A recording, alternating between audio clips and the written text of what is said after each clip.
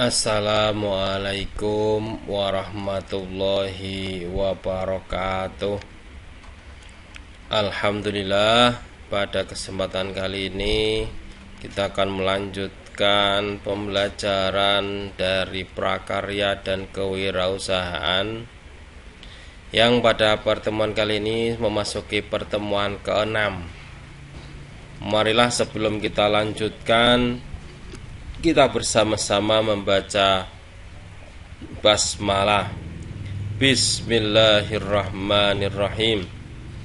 Semoga pada proses pembelajaran kali ini bisa bermanfaat bagi kita semua.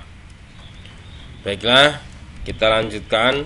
Pada kesempatan kali ini kita akan membahas tentang produk teknologi transportasi dan logistik.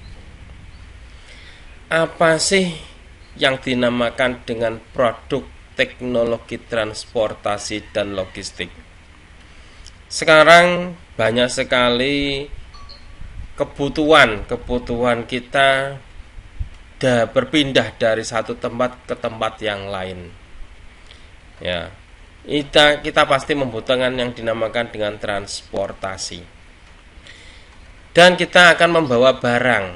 Ya, barang itulah yang dinamakan dengan logistik. Maka di sini ada gambar. Kalau yang digambar tadi adalah gambar yang berkaitan dengan kapal pembawa barang, yaitu kapal peti kemas yang mengangkut barang-barang yang diekspor dan diimpor dari satu negara ke negara lain dengan menggunakan media laut sebagai jalurnya. Ya, kalau yang ada di sini adalah media transportasi dengan menggunakan jalur udara. Salah satunya seperti yang tampak di gambar adalah helikopter. Ya, ini adalah jalur udara. Maka marilah kita mulai, kita lanjutkan materinya. Pengertiannya seperti apa? Pengertian daripada teknologi transportasi dan logistik. Salah satu teknologi yang mengalami perkembangan sangat pesat adalah teknologi transportasi dan logistik. Berbagai teknologi transportasi telah dikembangkan untuk membantu aktivitas kehidupan manusia. Dulu ya, kita ada mengenal untuk transportasi tersebut adalah dengan transportasi tradisional, bisa menggunakan gerobak sapi, menggunakan gerobak atau gerobak jaran kalau bahasa Jawanya, ya, atau kita menggunakan tenaga manusia untuk berjalan dari satu tempat ke tempat lain. Sekarang berubah, adanya sepeda motor, adanya mobil dan lain sebagainya adalah perkembangan daripada teknologi transportasi yang membantu kegiatan kita, aktivitas kita sehari-hari untuk dari satu tempat ke tempat yang lainnya. Perkembangan logistik di Indonesia semula diawali dengan munculnya perusahaan-perusahaan pengiriman ekspres. Jadi nanti kita pada bab ini lebih khususnya pada lembaga-lembaga atau perusahaan-perusahaan yang bergerak di bidang pengiriman barang dari produsen ke konsumen, dari satu tempat ke tempat yang lain, baik itu skala kecil maupun skala besar. Yaitu salah satunya namanya jasa ekspedisi. Ya, nih. Ada teknologi transportasi. Dapat diartikan adalah sebagai sarana dari berbagai jenis kendaraan. Namanya teknologi transportasi, kita tidak menyebut apakah itu di darat, apakah itu di laut, apakah itu di udara. Semuanya yang bisa mengantarkan kita dari satu tempat ke tempat yang lain dengan menggunakan berbagai jenis kendaraan, ini adalah teknologi transportasi. Ya. Jadi kalau kita mau dari sini ke negara lain menggunakan pesawat terbang, itu namanya transportasi. Kita mengirimkan barang, ya, dari satu kota ke kota lain, itu menggunakan transportasi dan lain sebagainya. Nah, teknologi transportasi tersebut ada beberapa bagian. ada beberapa pembagiannya. Yang pertama adalah berdasarkan jarak tempuh. Jadi jarak tempuh dari satu tempat ke tempat yang lain ini menggunakan beberapa model. Yang pertama adalah transportasi jarak pendek. Kita berpindah dari lantai 1 ke lantai 2. Ada teknologinya, namanya apa? Mungkin lift, mungkin eskalator atau tangga berjalan. Itu juga transportasi. Jadi transportasinya yang jarak pendek, paling berapa meter saja. Ya. Atau ketika kita istilahnya menuruni bangunan, kita tidak menggunakan anak tangga yang manual, tetapi menggunakan lift atau eskalator. Ini bisa diartikan transportasi jarak pendek.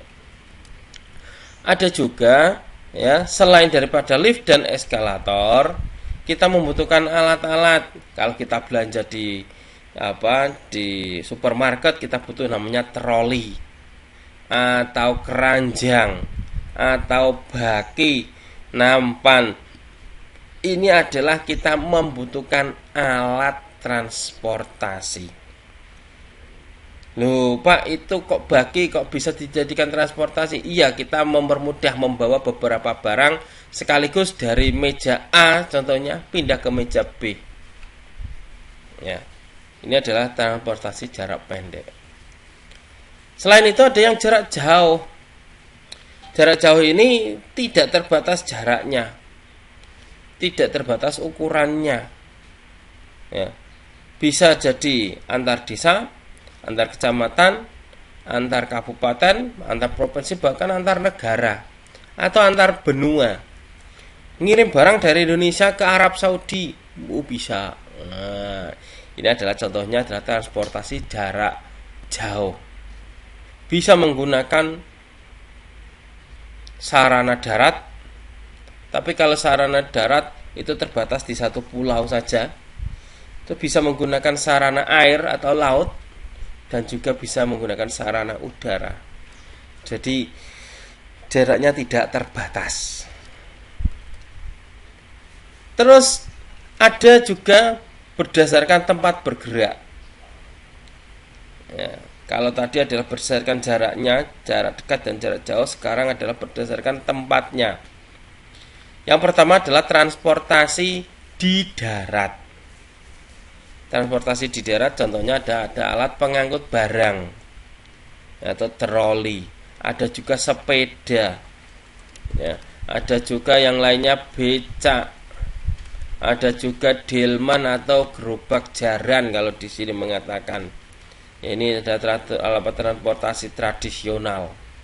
Ya. Terus ada bajai, kendaraan roda 3, ya. Ada sepeda motor. Nah, ini juga merupakan perjalanannya di darat. Ada mobil, ada bus. Bus masuk ke dalam kategori alat transportasi massa sudah ya. Jadi biar bisa menampung orang banyak.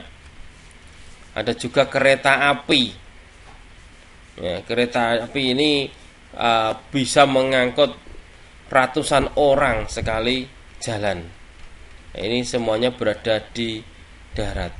Nah, selain di darat ada namanya yang berada di laut atau di air. Kalau di laut atau di air ada namanya sampan. Bahasa Jawane di sini namanya jukung.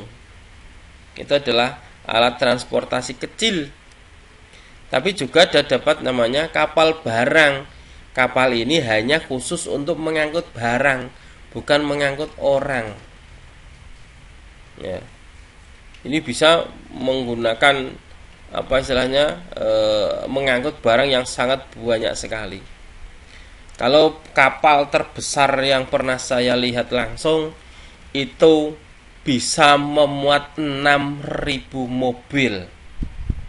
Bayangkan 6.000 mobil masuk dalam satu buah kapal. Ya, dan ini real nyata adalah kapal yang pernah saya lihat, kapal yang besar. Dan juga selain kapal barang ada kapal penumpang. Ya, kapal penumpang ini banyak sekali modelnya, bahkan sampai digunakan untuk piknik, digunakan untuk antar pulau, digunakan untuk istilahnya berdagang, ya, atau bersilaturahmi kalau zaman dahulu, atau mengangkut serdadu atau tentara, ya, untuk menjajah Indonesia. Bangsa Belanda dulu menggunakan kapal, itu kapal penumpang. Nih. Selain di darat, selain di air, ada juga di udara, yaitu pesawat terbang. Ya, ada juga helikopter. Ini transportasi yang ada, pembagiannya yaitu berdasarkan jarak dan berdasarkan tempatnya. Dan masih banyak lagi yang perlu kita bahas pada pertemuan-pertemuan yang akan datang. Cukup sekian, semoga bisa bermanfaat. Kurang lebihnya mohon maaf. Marilah sebelumnya kita tutup dengan membaca hamdalah bersama-sama. Alhamdulillahi rabbil alamin. Dari saya pribadi mohon maaf. Akhirul kalam. Assalamualaikum warahmatullahi wabarakatuh.